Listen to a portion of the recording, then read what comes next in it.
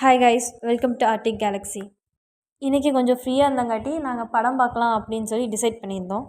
அப்போ தான் என்ன படம் பார்க்கலாம் அப்படின்னு பார்க்கும்போது டெவில் த பிரிட்டிஷ் சீக்ரெட் ஏஜென்ட் அதில் மாஸ்கோட் யூஸ் பண்ணியிருந்தாங்க.